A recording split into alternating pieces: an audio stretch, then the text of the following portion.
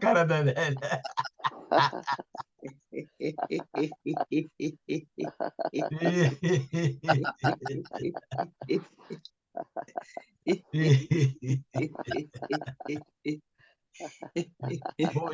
Bom dia, galera. Bom Cara, dia. é muito divertido esse negócio do Saúde e Riso, cara. Me dá uma alegria de encontrar vocês. Eu acho que é a família Riso. Gente, mais uma vez estou eu falando aqui dessa história do yoga do riso num colar. E quando eu estava pensando aqui, quando eu usei o termo viralizar, eu não usei o termo mais apropriado, não, mas eu acho que ele designou o que eu estava querendo dizer de alguma forma, porque viralizar é aquilo que explode, aquilo que aparece. Só que o vírus, na verdade, ele aparece e vai embora. Aparece e vai embora. E não acaba nunca.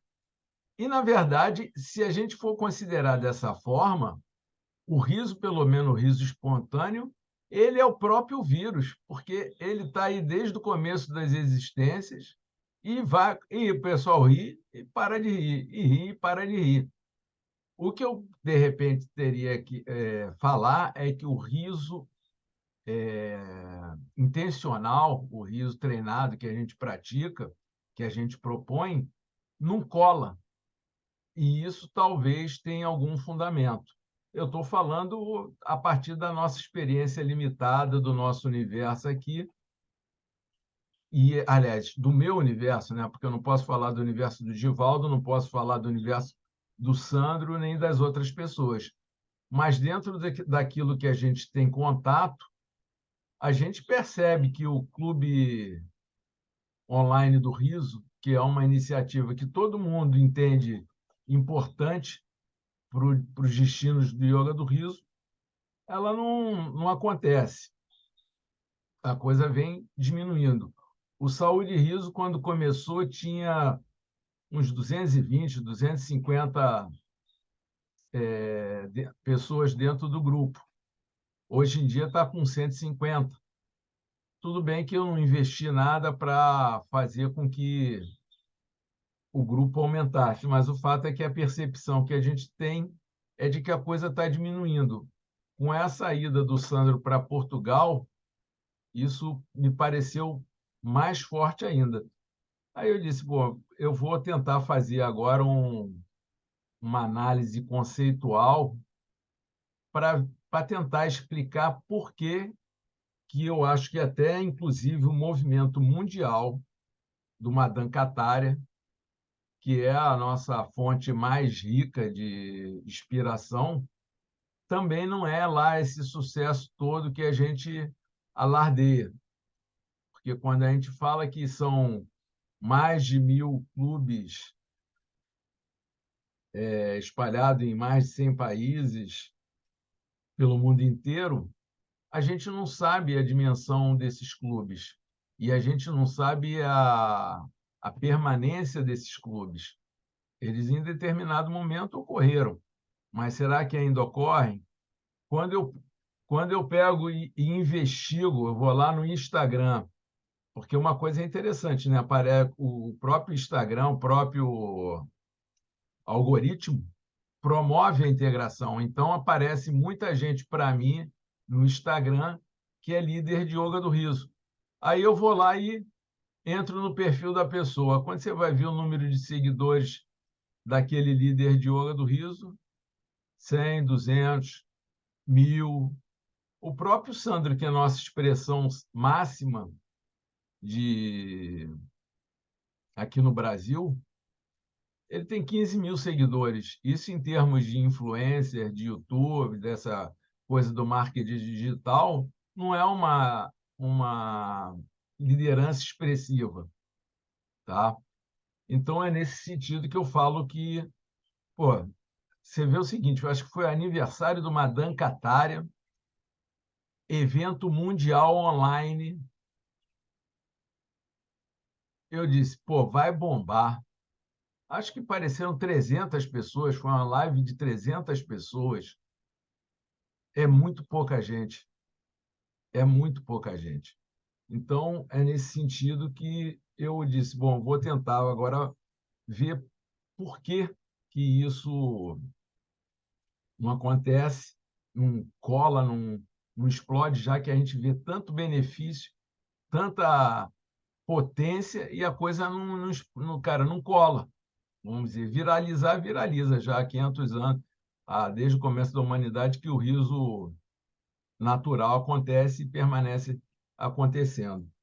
Agora, eu tenho que dar um aviso que, gente, hoje só vou poder ficar até às 9, porque surgiu um compromisso da escola da minha filha que eu não posso faltar. Mas a gente segue até às 9, tá? E eu vou começar fazendo isso, cara. Hoje vai ser um pouquinho chato, porque esse negócio de compartilhar a tela, que não é comigo, é o que eu vou fazer. E eu vou começar com riso natural, embora eu tenha falado que ia fazer uma análise do riso intencional. Só que o riso intencional ele surge a partir do nosso riso espontâneo, natural. Como a gente vai falar de transitoriedade, a gente vai falar de por que que não cola, por que que não é uma realidade permanente, embora esse conceito seja uma ilusão para os místicos aqui presentes, aqui ninguém é inocente na questão da espiritualidade, a gente sabe da transitoriedade de todas as coisas. Eu não sei por que, quando eu fui fazer a pesquisa inicial desse tema, me apareceu um negócio do Instagram com a Nietzsche, que é justamente a impermanência. E aí eu fui lá, eu gosto de pesquisar a Wikipédia, eu fui dar uma olhada no conceito de impermanência de Anicca, que já que eu sou budista, eu vejo o termo Anicca. E aí a gente vê aqui, ó, o termo Anicca, no sentido de permanência dos objetos e da vida, aparece no verso, não sei o quê, blá, blá, blá.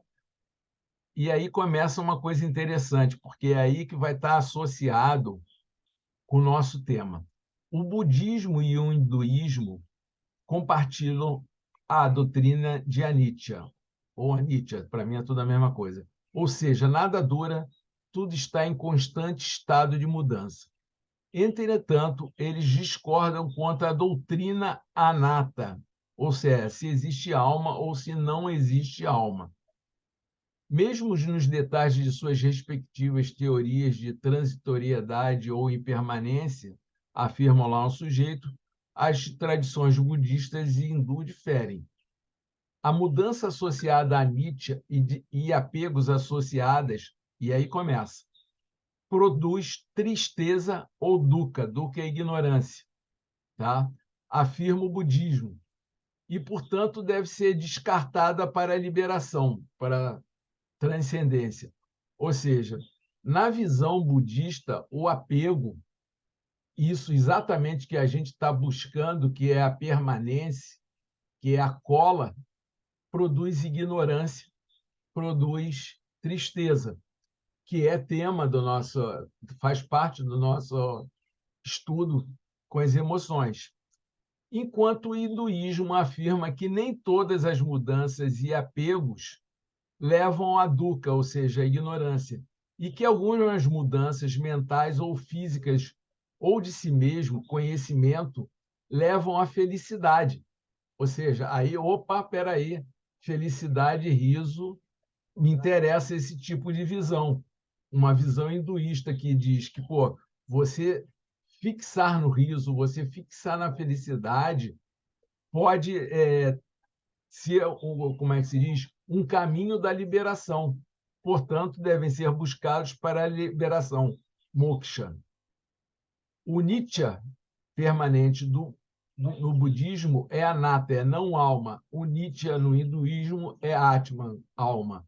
Ou seja, aí entra uma coisa mais profunda da questão da alma, se você tem uma essência ou você não tem uma essência que é permanente. No budismo, você não tem uma essência permanente, senão o conceito de impermanência seria violado. No hinduísmo, sim, você tem alma, tem algo que permanece, tem algo que tem uma essência que é permanente. Mas não vamos fixar nisso. O meu objetivo foi trazer o conceito de impermanência, já que a gente está falando disso, e de dualidade, porque o riso, no fundo, lá bem no profundo, é o quê? É uma forma de descarga dessa dualidade. O riso acontece no organismo humano para que a gente descarregue as tensões, o acúmulo de tensões dessa dualidade que é natural, da nossa própria natureza. E aí eu achei interessante que depois, seguindo nesse mesmo artigo, falando de impermanência, e a gente já está começando a ficar mais elaborado, aparece isso aqui. A impermanência pela primeira vez, aí vai falar do mundo ocidental, a impermanência aparece pela primeira vez na filosofia grega, nos escritos de Heráclito e sua doutrina do Panta-Rei. Aí Heráclito, e aí depois ali mais um pouquinho, a impermanência foi amplamente, embora não universalmente aceita, pelos filósofos gregos posteriores. A teoria dos átomos de Demócrito implicava que as coleções de átomos eram impermanentes. Peraí, Heráclito, Demócrito, esses caras falaram sobre riso. Vou pesquisar. E aí vou aqui para minha aula, vou parar e vou compartilhar outra pesquisa que eu fiz. E aí já começa a ser mais direto. As lágrimas de Heráclito e o riso de Demócrito. A lenda histórica diz que o filósofo Demócrito se ria sem cessar, ao passo que seu contemporâneo Heráclito de Éfeso era visto a chorar continuamente. Circunstâncias essas que eram normalmente interpretadas como sendo uma viva ilustração do nosso mundo. Olha que riqueza isso para o nosso debate, cara. Riso e choro sendo uma ilustração viva da nossa vida. A dualidade, a impermanência. E motivo por que nos interrogamos ainda hoje se devemos chorar ou rir do mundo. Ou seja, o que será mais razoável? O riso de Demócrito, que zombava de tudo, ou o pranto de Heráclito, que chorava por tudo? E aí, cara, vai se tecer aqui uma série de considerações que eu acho interessante. Se vocês quiserem, depois eu boto o link para vocês aprofundarem. E quando eu avancei no artigo, entra aí uma coisa que já começa a também chamar atenção para o nosso debate. Por que que existe uma resistência ao riso? E aí entra a nossa velha Igreja Católica. Olha o texto do nosso querido Padre Antônio Vieira. Eu não vou ler isso tudo, não, cara, porque eu acho um saco. Eu vou ler só o finalzinho. Não, mas antes disso, lá em cima tem uma síntesezinha bem interessante. Antes desse texto, em Ô, negrito, pô, cara, bom aí. aí, ó, Demócrito ria porque todas as coisas humanas lhe pareciam ignorâncias. Heráclito chorava porque todos lhe pareciam misérias. Logo, maior razão, eu não sei porque aqui está o quadro na frente, o que é que tem a palavra depois de razão, Tinha, Heráclito, tinha Heráclito de chorar. sim, que Demócrito, e Demócrito de rir, né? Porque neste mundo há muitas misérias que são ignorância e há ignorâncias que não, e não há ignorância que não seja miséria. Eu acho que também isso aí Pois é, dá mas uma... é exatamente isso, por isso que eu pulei. Essa é a fala que você vê o seguinte, nesse trecho que está em negrito que você acabou de ler, há uma valorização da tristeza, concorda? Não, eu achei que cada um diz por quê, né? E meio que a gente, eu me citei assim, meio que se coloque, né? Onde você se vê, Não, né? ó, Você se vê rindo. Diz. Logo, maior razão tinha Heráclito de chorar. Ah, sim, sim, sim. Eu nem considerei isso. Pois é! Por que que eu estou falando isso? Porque eu já tive acesso ao texto antes e, na Sim, verdade, ele sim, é parte sim, do texto do padre sim. Antônio Vieira. Você vai Ah, ver é? aqui. É, Hum, aqui, ó. Eu ia ler o finalzinho, que acho que é justamente essa parte. certo. Heráclito chorava com os olhos, Demócrito chorava com a boca. O cara que ria, ele dizia que era um choro. O pranto dos olhos é mais fino, da boca mais mordaz. Demócrito ria porque todas as coisas humanas lhe pareciam ignorâncias. Heráclito chorava porque todas lhe pareciam misérias. Logo tinha mais razão Heráclito para chorar do que Demócrito para rir, porque neste mundo há muitas misérias que não são ignorâncias, e não há ignorância que não seja miséria. E como nem todas as misérias são ignorâncias e todas as ignorâncias são misérias, razão tinha Heráclito de chorar e Demócrito de rir. Antes, digo que só Heráclito tinha toda a razão e Demócrito nenhuma. O que é isso? Isso aí é uma distorção intelectual da igreja, porque pois Padre Antônio Vieira não era bobo nem nada, de forma a demonizar o riso, porque a gente também já leu isso.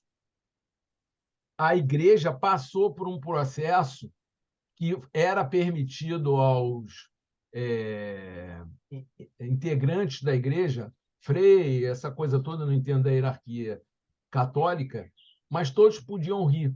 E isso começou a causar uma rebelião. E aí a cúpula da igreja disse: pô, a gente tem que acabar com essa história de riso. E isso nada mais é do que o movimento mais amplo da igreja usando a filosofia para demonizar o riso. Qual a consequência disso para a gente? A consequência disso é justamente uma memória ancestral que demoniza o riso. Então, você hoje em dia querer fazer que o riso cole é uma coisa difícil, não é uma coisa simples, tá? Porque vai contra nossos mecanismos de defesa aí. Depois eu vou falar sobre isso. Vocês vão ver que tem uma razão de eu estar tocando nesses pontos. Mas o importante é a gente ver como é que, já desde tempos que nos foge a memória, que o riso tem essa dualidade, tem esse conflito de ida e vinda, de louvor e demonização. Então, por enquanto, eu estou falando do riso espontâneo, não estou falando ainda, porque o riso intencional, eu já pesquisei, quer dizer, até onde eu pesquisei, ele é bem recente, mesmo se você considerar a igreja, pelo menos como prática, tá? É, uma vez a Gabi, aquela argentina que é amiga do Ludian, nossa amiga também, lógico, ela me falou que os samurais forçavam também o riso como forma de cura, tá? Mas eu não consegui identificar nenhum registro disso, tá? O registro que eu tenho registrado, sim, é o da igreja Seichonoye, que sempre pregou, antes de Madame Catária, na década de 30, ele pregava o riso como prática de saúde, como prática espiritual também. Tá? Ele dizia que Deus ria, então era uma forma de conexão com o sagrado. Aí vamos nós para os meus apontamentos. Gente, olha, aquela velha história, quando vocês quiserem falar sobre alguma coisa, e aí eu vou começar a entrar na praia do Givaldo. Tu tem formação de psicologia hoje, Givaldo? Oi, não, eu teve arte terapia, mas minha formação é em educação mesmo, professor de Ah, arte. tá. Mas alguma coisa tu gosta de análise junguiana, não é isso? Sim, sim, porque a base da arte terapia é junguiana. Tá. Mas então vamos lá que a gente vai trocar uma figurinha. Aí eu comecei a falar dessas coisas de dualidade, essa coisa toda, a gente emerge para a coisa da espiritualidade e, dentro do nosso processo de conhecimento, a espiritualidade passou a ser estudada através da psicologia em parte. A religião teve seu papel e, à medida que a ciência foi avançando, chegou a tal da psicologia. Aí eu botei aqui, dentro de uma perspectiva profunda, o riso espontâneo descarrega os conflitos da consciência. Isso aí é estudo da, como é que se diz, da gelotologia, tá? Quando a nossa mente não consegue dar conta de alguma novidade, de alguma coisa criativa que o inconsciente, que aliás, que a consciência entra em conflito com o inconsciente por não conhecer, ela descarrega aquilo através do riso, tá? Só que quando você descarrega, você faz com que traços da própria identidade também sejam descarregados, porque o que gera consciência, o que gera o sentido de identidade é justamente a repetição de alguma coisa, de alguma coisa que inicialmente é conflitante, porque não existia. Tudo que é novo, o pessoal fala, tudo que é novo traz um impacto, traz uma tensão, uma nova tensão. E para que isso passe a fazer parte da nossa consciência, isso precisa ser repetido, tá? E o que o riso faz? O riso faz o contrário, ele faz com que aquilo se dissolva, tá? Então, o que eu estou querendo dizer é o seguinte: o riso acaba sendo, de alguma forma, um confrontador do ego. E, com isso, o ego ativa os mecanismos de defesa dele para que ele se possa constituir, para que ele possa existir. Se a gente ficasse rindo o tempo inteiro, nada se aglutinaria, porque a gente estaria descarregando, descarregando, descarregando, e não haveria acúmulo, não haveria repetição, a gente estaria o tempo inteiro no caos criativo, tá? Por que que eu estou falando isso? Justamente porque, cara, é uma essência do riso.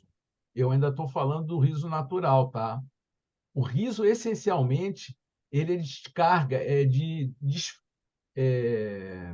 desconstrução de realidades, tá? Essa é a essência do riso.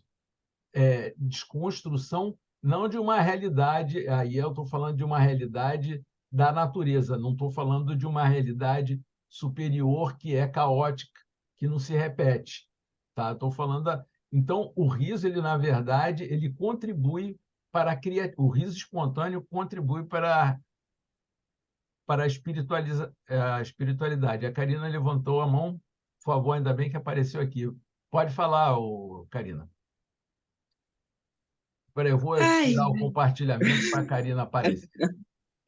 Vamos lá. tanta coisa, né? Mas eu acho que tu trouxe uma questão chave, que é a questão de como a Igreja Católica influenciou e influencia nessa questão da percepção do riso e do sofrimento para a pessoa evoluir, né? Porque tem essa questão, por exemplo, de como a Igreja mostra Jesus, por exemplo, né, como um ser frágil e melancólico. E eu acredito que Jesus foi uma pessoa super alegre, forte, cativante, envolvente, contagiante, né? E a questão, por exemplo, na Idade Média, que tem o livro aquele, o filme O Nome da Rosa, que a igreja então proibiu as pessoas de rirem, né? Porque o riso ele traz essa alegria e torna as pessoas mais proativas, e a igreja sempre quis ter o controle das pessoas e colocou na cabeça das pessoas que é o sofrimento que leva à evolução. Mas a gente pode ser o sofrimento, sim, ajuda a evoluir, mas o amor também ajuda, a alegria também ajuda. Então, eu vejo que essa percepção de mundo que está sendo revisitada hoje, esse paradigma está sendo mudado hoje. Nós somos precursores dessa boa nova, que é o riso como uma ferramenta, não só o sorriso e o riso como ferramentas importantíssimas, juntos com a respiração consciente, para nos ajudar a levar uma vida mais leve e mais feliz. Então, é um movimento que ainda não viralizou, porque existe muito preconceito. Ainda existe muito preconceito. Então, as pessoas nem se permitem entrar numa sessão de yoga do riso, porque lá as pessoas vão estar rindo sem motivo. E eu, desde que entrei no yoga do riso, eu gosto de falar que eu encontro motivo em tudo para rir, né? Então, assim, assistir um pôr do sol, olhar uma lua, olhar uma flor, um beija-flor, tudo isso me dá motivo para sorrir e rir, né? Agora, essa prática de 10 minutos seguidas de riso, para mim, por exemplo, não funciona. Eu prefiro rir em vários momentos durante o dia, 2, 3 minutos, sabe? Ou simplesmente sorrir com um riso interno. Para mim funciona melhor. Eu passo o dia todo em várias pílulas de sorrisos e risos. Muito bom, Para Karina. cada um, cada Obrigado, qual, né? obrigado pela tua contribuição, porque me chamou a atenção para duas coisas importantes, tá? Uma delas é a questão do equilíbrio, tá? Porque essa dualidade do sofrimento e do bem-estar, do bel-prazer, ela sempre existiu e vai continuar existindo. O problema todo é justamente da mesma forma que a concentração de poder, tá? E a liberdade. Então, você acaba percebendo que o importante é você buscar o equilíbrio.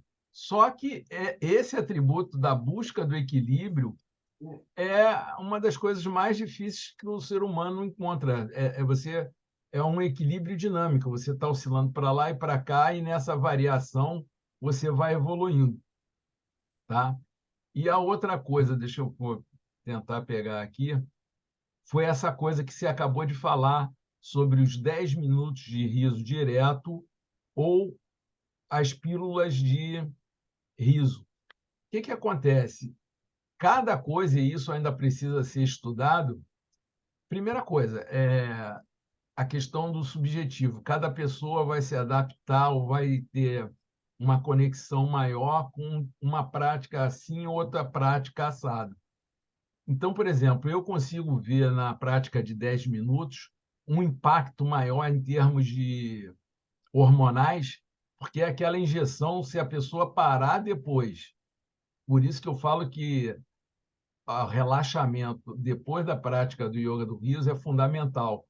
É um momento de você perceber todas as alterações hormonais que o teu corpo está passando. Você sentir aquilo. Só que se você continuar nas distrações do dia, se você pega, que nem eu faço de vez em quando, acabou de dar aquela risada de 10 minutos e vai continuar olhando o celular, não vai perceber porra nenhuma, vai continuar na, pera, eita ferro, na distração, tá? Mas deixa eu voltar lá para não fugir muito porque ainda tem coisinha para que eu acho que vai provocar bastante fala da gente, tá? Aí, cara, conversando com a minha esposa, a gente chegou, ela me colocou uma coisa que eu achei interessante. Toda ação na direção da consciência é um esforço repetitivo, tal qual deve ser a prática do yoga do riso. A gente fala sempre o seguinte: é prática, é repetição, é prática, é repetição. Então você vê que é um trabalho, tá?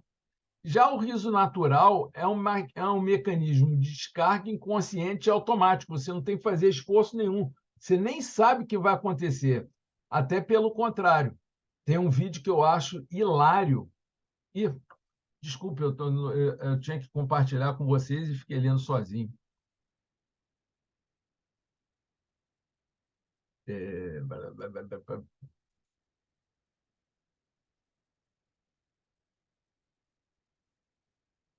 tem um vídeo que eu acho hilário, que é o seguinte: é, é um cara que é a âncora de um programa de televisão e ele vai entrevistar algumas pessoas num programa de saúde. Aí tem uma mulher que sofreu um problema. Eu sei de uma coisa, tem um cara que tem um problema nas cordas vocais e vai falar do problema dele e o repórter começa a rir. E aí a mulher fala do problema dela e o cara que tem problema nas cordas vocais vai querer apoiar, ele ri mais ainda. E aí tem um outro que achou um absurdo, o âncora tá rindo, mas também tinha problema nas cordas vocais. E aí o cara não conseguiu se controlar.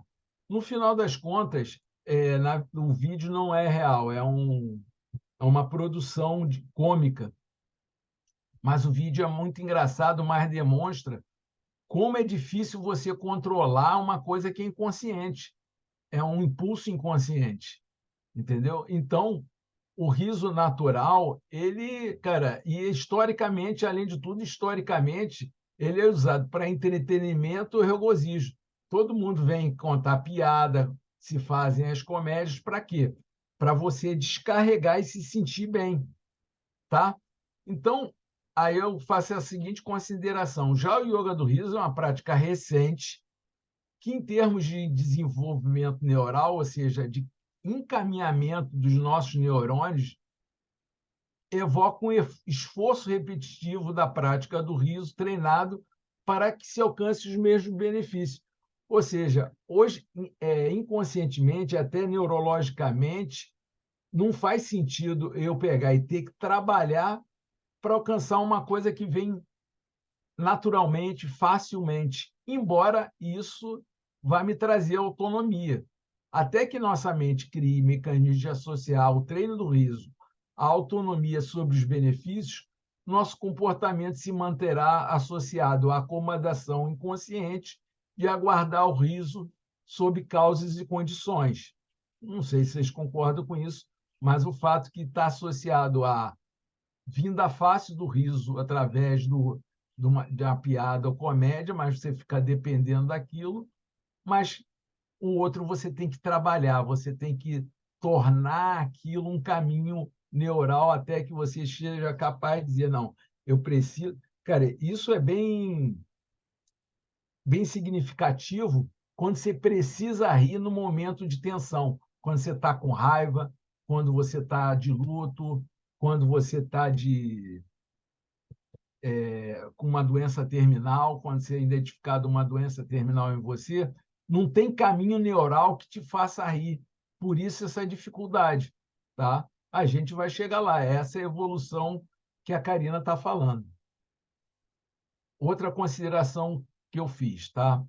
Em uma realidade na qual a multiplicidade de entretenimento e distrações disputam a atenção das pessoas com igual diversidade de conhecimentos e descobertas, ou seja, não é só distração, não é só Instagram, rede social, noticiário, que são distrações que nos tiram do nosso. Muito conhecimento, cara. Quantas terapias hoje em dia estão disponíveis para você aprender? Quantos conhecimentos científicos estão surgindo, pipocando um atrás do outro? Tudo em nome de saúde e felicidade. E aí fica mais difícil você destacar lideranças, que no caso assim eu estou falando de pessoas, que sejam capazes de fomentar um novo comportamento de massas, tá? Ou seja, de viralizar. Porque tem muita, cara, pô, hoje em dia, cara, tem influencer aí até dizer chega. E você tem que. O yoga do riso teria que competir com esses influencers para poder aparecer. Tá? Depois, a diversidade de possibilidades de relacionamentos virtuais promovidas pelas tecnologias e a diminuição do tempo em relação. Isso também a gente já comentou aqui. É tanta possibilidade de você se relacionar E a gente está querendo cada vez relações mais, como é que o pessoal fala, de mais, não é fluídas, não. São relações mais rápidas, mais diretas, que dificultam com que você leve uma coisa mais complexa, que exige um esforço maior, um tempo maior para ser assimilada. E aí agora eu vou começar a entrar no riso treinado especificamente.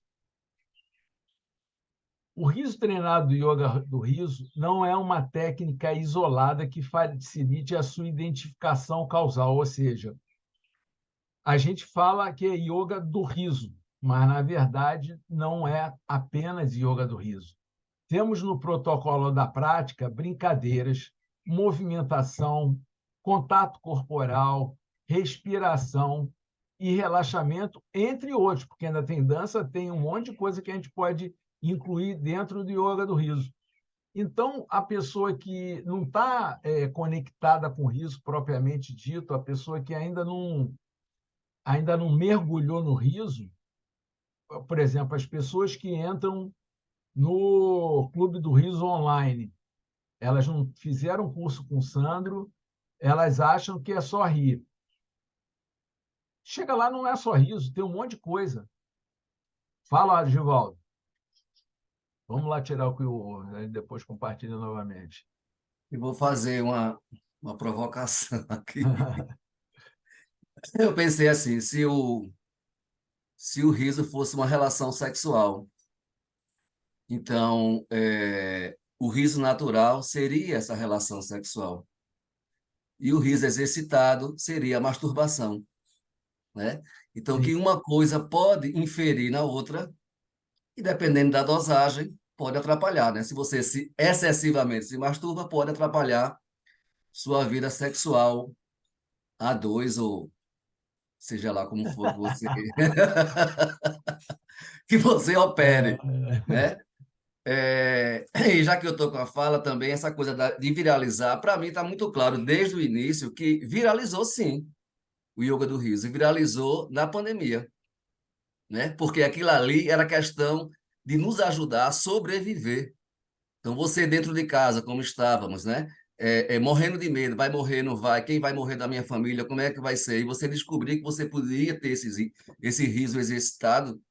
Então, ali sim, eu acho que foi um grande boom. E agora, talvez a gente estranhe, porque é uma acomodação. Eu digo isso na minha própria vida. Eu continuo na minha cidade, em alguns lugares, sendo referência. Mas não significa. Eu tenho uma profissão, outra. Aí, quando eu posso, eu encaixo, né, na arte educação, na arte terapia. Agora mesmo fiz uma sessão para o pessoal do IFPE, né, Instituto Escola Técnica, né, como chamavam antigamente, os IFs, para professores na semana pedagógica. Então foi um trabalho de arte terapia onde a gente foi construir uma farmacinha interna, né? Vamos construir essa farmácia interna que elementos eu posso utilizar no momento de help, né? No momento que eu preciso, que eu esteja estressado, que eu esteja em conflito. Então, como sem ser fora, sem ser hipocondria, como é que eu posso tirar de mim essas ferramentas para me ajudar? E a gente fez até bula, né? Para como usar essa caixa, né? Quando eu preciso. E no final eu trouxe o yoga do riso, porque era o que eu estava oferecendo ali para aquele grupo como um mecanismo a mais para colocar naquela caixinha, né? E foi impressionante ver, principalmente em professores e professoras, que são professores concursados de uma instituição federal, como eles sentiam necessidade do cantar, do dançar, em resumo, do brincar. Porque será assim, não eu assumi uma postura tão séria dentro da minha família. Claro, eles são a figura dos vencedores, né? Dos que têm um salário maior, do que têm estabilidade. E isso tem o outro lado, que é não me dar tempo para brincar, para ser leve, né? Então, e aí pronto. Então, neste momento, o Yoga do Riso, ele viraliza, aspas, naquele grupo, né? Ele não viraliza, acho que a palavra certa, ele impacta, né? Ele tem um impacto extremo ali, né? O que precisava ter, ele consegue. E principalmente quando ele está junto com outras práticas, que eu acho que também é uma característica do yoga do riso.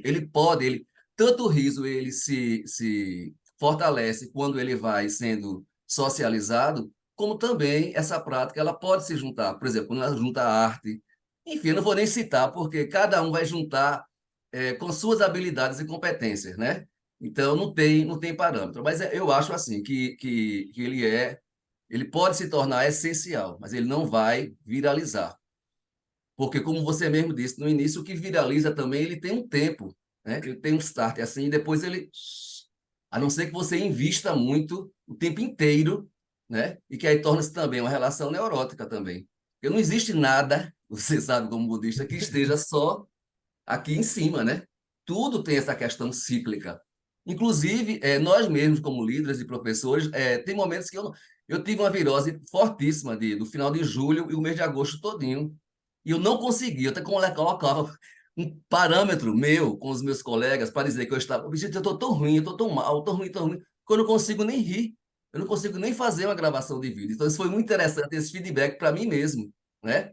Só que naquele momento eu precisava, assim, não dava, eu precisava cuidar de outras coisas. Então, tentava, mas a risada era uma coisa um esforço muito grande físico para mim naquele momento. Então, isso antes a gente não conseguia discernir, né? A gente achava que sempre tinha que rir. Então, eu acho interessante esse depoimento de Karina, que, por exemplo, esse riso, né? Porque também quando a gente tem a prática de maneira mais aprofundada, a gente não vai ser igual ao iniciante. Então, eu acho que também a gente consegue acionar mais rápido, quando a gente está perdendo esse calibre, retomar o riso. É isso. Givaldo, mais uma vez, cara, eu estava pensando aqui como tu é importante, como é que você pode contribuir muito para o yoga do riso justamente por causa da tua formação. Eu tenho uma amiga que ela tentou ser palhaça e ela é de Pernambuco. Então ela pegou as origens dela e se tornou brincante. Ela atua nessa área de brincadeiras regionais. E, cara, é engraçado que ela é de Pernambuco, está morando no Rio Grande do Sul. Aí tu imagina levar cordel para o Rio Grande do Sul. Então, também aqueles teatrinhos de marionete, essas coisas todas. E tudo isso faz parte, porque, de alguma forma, eu acredito que uma coisa fundamental para o yoga do riso é o adulto se permitir a brincar, porque, no fundo, a prática do yoga do riso, o riso vem depois da permissão de brincar. Se você não se permite brincar, tu não chega nem... Cara, o riso é tão, como é que se diz, tão demonizado, que se você não se permite jogar, então você vê, brincar, jogo, tudo isso faz parte do teu universo e faz parte do yoga do riso também. Mas, conforme você falou, viralizou. E viralizou por causa de um vírus, entendeu? Mas, cara, e eu acho natural, cara, eu percebo que talvez tudo isso, toda essa minha ansiedade de querer fazer com, com que o riso se torne uma coisa concreta, sedimentada no dia a dia da humanidade, está relacionada com minha experiência de vida atual. Eu estou percebendo o momento em que eu vou fazer uma passagem, tomara que seja rindo, que eu vou me defrontar com algumas coisas que o tempo vai se tornando cada vez mais escasso. Não adianta você querer. Você pode, você deve, aliás, começar a ter uma noção diferente de tempo. Ou seja, a cada minuto eu vivo mais intensamente. Não interessa quantos minutos eu ainda tenho de vida, tá? Mas ainda assim você carrega um padrão que você diz, bom, 1995, estamos em 2020, tem 30 anos, essa porra ainda não bombou. Vai bombar quando? Quando eu tiver com 90, aí eu já não estou mais rindo de merda nenhuma, pô. Então eu fico nessa ansiedade, mas a verdade é o que você e a Karina estão falando, que a gente está vivendo uma época de novas perspectivas, então a tendência é de que isso realmente melhore. E vai também, são ciclos que vão se diferenciando e vão evoluindo, terão outras evoluções de alegria e de sofrimento que a gente ainda não tem dimensão. Aí deixa eu voltar lá para o meu negócio, que pô, já só tem mais 10 minutinhos, e eu quero falar mais um pouquinho do riso treinado. O impacto de propor a prática de comportamento fora dos padrões habituais era justamente. Opa, deixa eu compartilhar.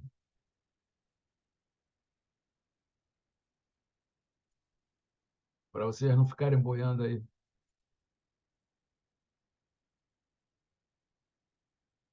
O impacto de propor a prática de comportamento fora dos padrões habituais, habituais, riso, gritar, bater palma, brincadeiras infantis ou ridículas, porque cara, tem essa proposta. Eu, quando falo ridícula, eu não estou, como é que se diz, discriminando o ridículo, não. O ridículo faz parte, tá? Exacerbação do estereótipo, isso eu estou me referindo especificamente ao muito bem, yeah! Esse para mim, é uma dificuldade, tá? Porque vem da colonização americana, isso para mim se tornou uma questão. Contato corporal sem contexto, as pessoas não estão habituadas a se tocarem. E outros, associados na prática do yoga do riso, promovem um descolamento da identidade do ego e confrontam padrões sociais estabelecidos. Consequentemente, podem ativar mecanismos de defesa do ego e pressões do superego. Isso, para muita gente, é insuportável, gente. A pessoa que está habituada a lidar com a psique, de fazer uma análise da psique dela, ela talvez tenha a capacidade de lidar e superar isso. Mas, para a maioria, cara, você imagina a pessoa que tem dificuldade, cara, que tem. Isso é até perigoso para certas pessoas. A pessoa não conseguiu formar saudavelmente o ego dela, ela tem uma desestruturação do ego, autista, esquizofrênico e tudo mais. Você tem que ter uma habilidade para conduzir, porque senão você pode criar uma desestruturação de personalidade para quem já não tem, tá?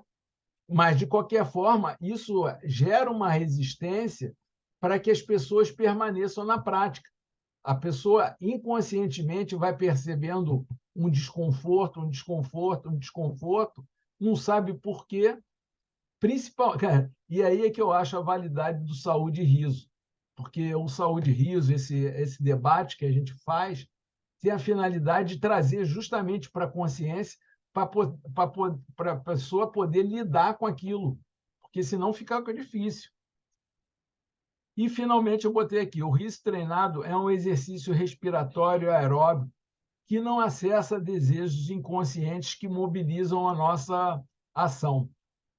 Conceitos mencionados como benefícios do riso, tais como felicidade e saúde, são difusos para uma consciência materialista, objetal e imediatista.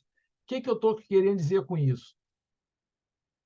Quando você chega e diz, pô, você quer saúde, quer felicidade, todo mundo diz, quero, quero, quero.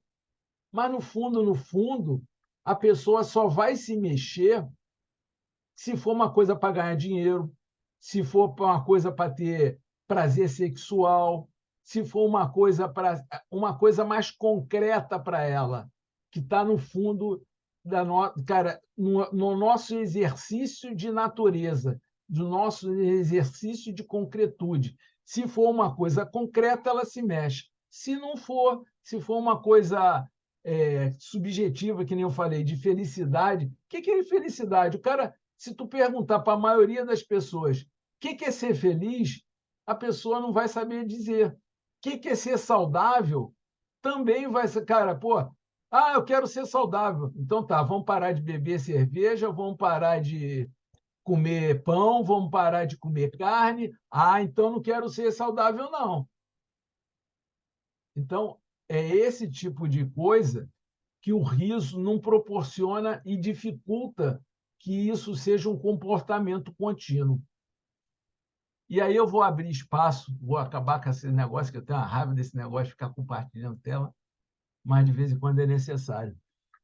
E aí eu vou abrir espaço e depois a gente vai ter que se fechar, porque daqui a pouco eu tenho que estar lá na praia, que coisa triste, brincando com a minha criança e um montão de criança da escola. Aí eu queria saber o que vocês acham, apesar que a gente já fez considerações bem importantes aqui. A Adélia está caladinha, mas ela não pode falar, deve estar se coçando toda, tadinha. Está formigando debaixo do cobertor ali.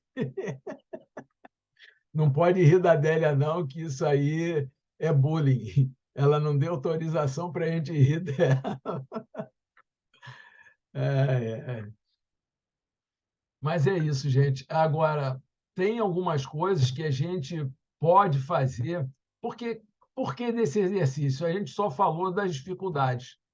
Tem também as, as contrapartes de todas essas dificuldades. Olhando para essas dificuldades, por exemplo, o marketing digital, que é uma coisa que propõe diversas distrações, pode ser usado em benefício a, como é que se diz, pulverizar o yoga do riso. A gente é que não está sabendo se organizar, ou então talvez esteja tendo resistência, porque o marketing digital é uma coisa que te consome a alma, entendeu? Mas o fato é que se você quiser entregar a alma para o yoga do riso, usar os mecanismos do marketing digital, isso vai acessar muita gente. Agora, vai depender de como você vai entregar isso, com a consistência que você vai entregar isso, para que isso seja uma coisa efetiva. Porque não adianta. Você quer ver uma coisa que me preocupa muito? Você vai fazer uma palestra de yoga do riso. Aí fala de teoria, e todo mundo sentado lá naquele negócio, você não tem como fazer todos os movimentos que o yoga do riso permite. E aí a pessoa tem uma experiência parcial. Porque, pô, você chamar todo mundo para rir em conjunto, a pessoa vai rir. Porque vai rir um da cara do outro, vai rir do riso, porque o riso contagia e tudo mais. Mas se ela não tiver uma experiência genuína, que na verdade ela só acontece com a repetição, ela não vai ter uma impressão real do yoga do riso. Então, às vezes, e eu me lembro muito porque o Paulo Bardal é um cara que talvez eu conheça que mais faz mobilização em torno do yoga do riso.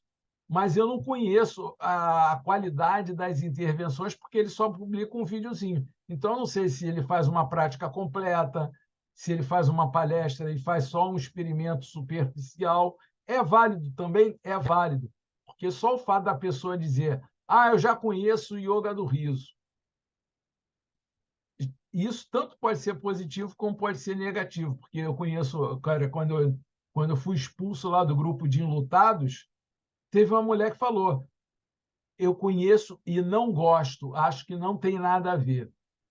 Por quê? Porque ela passou por uma experiência superficial, descuidada, com um amigo dela, que, cara, não sabe talvez da adversidade de levar o riso para uma pessoa enlutada. E depende do enlutado, porque enlutado não é uma pessoa, não é uma coisa só. Se a gente vê pela Rafa, graças a Deus, ela está seguindo o caminho de atualização dela, mas tem muita gente que fica presa no passado.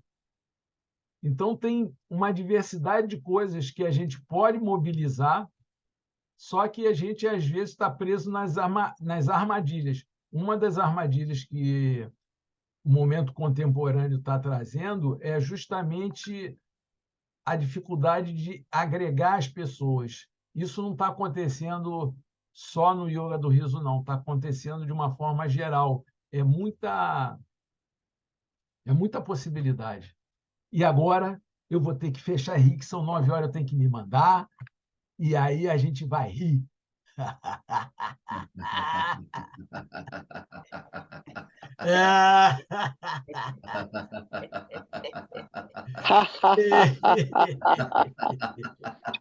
Gratidão a todos.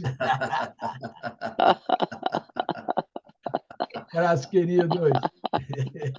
Sintam-se abraçados, contatados, tocados e brincados.